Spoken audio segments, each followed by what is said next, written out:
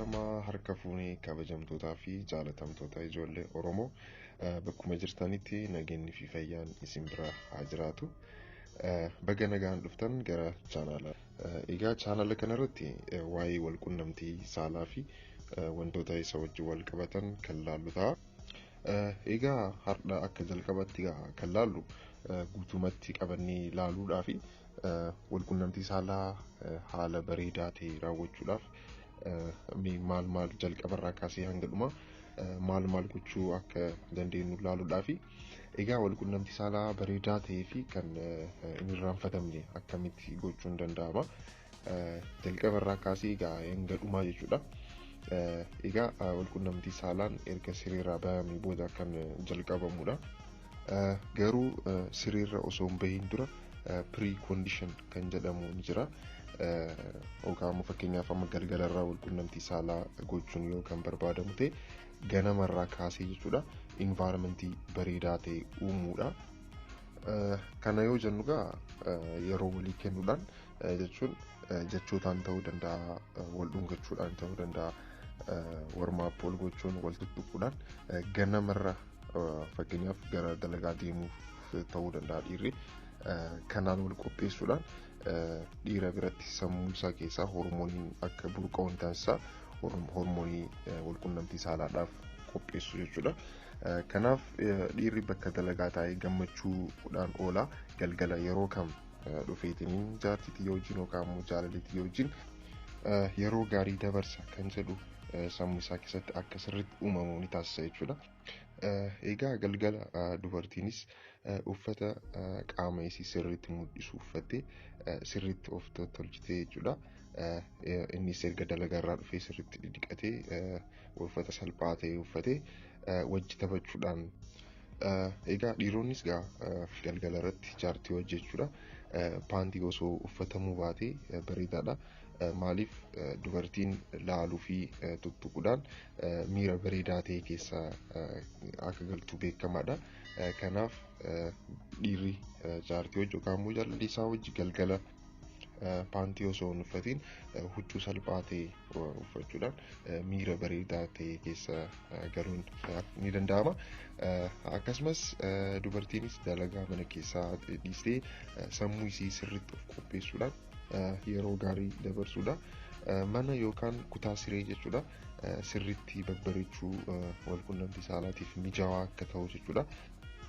Akkasumas muuziqaa sagalee isaa kan gadi xiqqaate banuu shaamaa yookaan immoo laayitii guddaa mana keessa jiru dhaamsuudhaan shaamaa yookaan diimlaayita qaama keessan suuta kan mul'isuu danda'u jechuudha. Ifaa suuta mul'isuu danda'u ibsuudha. Egaa kana booda gara walqunnamtii saalaa seenuun dura wantoota beekuu qabdan gara sadiitti laaluun barbaachisaadha jechuudha. Walqunnamtii saalaan siriirra erga bahamee booda gara sadiitti laalamuun barbaachisaadha.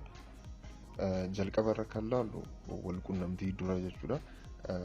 Foreplay kan jedhamudha. Foreplay kun gara kutaa erga seenamee booda jechuudha. Hanga qaamni saalaa dhiiraa qaama saalaa dubartii keessa hanga galuutti kan jirudha jechuudha. Egaa dubartiinis dhiirris bakka kana sirriitti hubachuun barbaachisaadha. Maaliif yeroo walqunnamtii saalaa gammachuu ajaa'ibaa yookaan miira bareedaa ta'e keessa galuudhaaf hedduu faayidaa guddaa qaba jechuudha. Foreplay kan jedhamu kun adeemsi isaa egaa dhiirri dursee siree gubbaa hirkatee isii ilaaluudhaan dubartiinis qaama isii mul'isuudhaan sagalee bareedaa ta'e baasuudhaan dhiirris akka miirri isaa kaka'u ni godha. Sana booda suuta jechuudhaan dubartiin gara siree erga baatee booda wal dhungachuudhaan warmaap wal gochuudhaan daqiiqaa hedduu jechuudha. Egaa qaamni saalaa dhiiraa yeroo kanatti sirriitti irreekti ta'ee jira jechuudha. San booda dhiirri waan tokko hubachuun barbaachisaadha. Qaamni saalaa dubartii sirriitti dhangala'oo qabaachuu isaa fi sirriitti jiidhuu isaa mirkaneeffachuun barbaachisaadha. Sirriitti jiidhee taanaan qaama saalaa dhiiraa fudhachuudhaaf qophii akka ta'e mul'isa. Jiidhuun qaama saalaa dubartii egaa yeroo walqunnamtii saalaa dhukkubbii akka hin uumamne taasisa. dhukkubbii gara dubartiidhaan jechuudha. Akkasumas walqunnamtii bareedaa ta'e raawwachuudhaaf hedduu ni fayyada. San booda gara walqunnamtii saalaatti seenuudha. Dubartiin gubbarra taatee kan godhamu taanaan suuta ta'uu qaba. Akkasumas dhiirris poozishinii jijjiirachuu yoo barbaadu kan ta'e suuta dubartii qabachuudhaan suuta jijjiiruudha. Egaa dhiirri poozishina doogii staayil kan fayyadamu ta'e dubartii osoo hin miidhin harka isaatiin mudhiisii ofitti qabuudhaan suuta gochuudhaan. Egaa kan biraa kan laallu waa'ee fedhii fixachuudha. Dhiirri beekamaadha. Fedhii isaa fixannaan almost walqunnamtii saalaan dhaabbata. Egaa dubartiin gara fedhii fixachuu yoo deemtu qaamni isii ni hollata.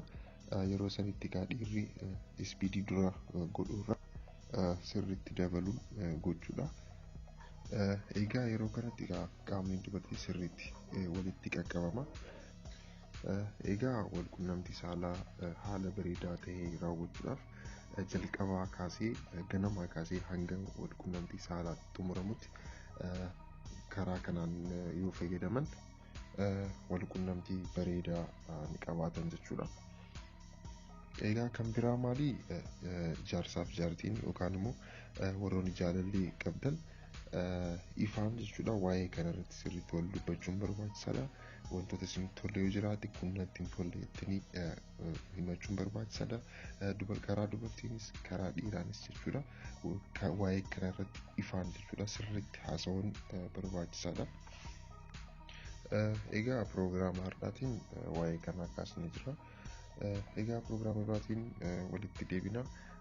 Warroonni haarawaa taatan sabiskiraayib gochuun maatii ta'a. Piroogiraamni kunis yoo isinitti tole laayik godha. Jiruun walqunnamtii saalaa keessanii bareedaa akka ta'u isiniif hawwa. Piroogiraama biraatiin walitti dhufna. Nagaatti.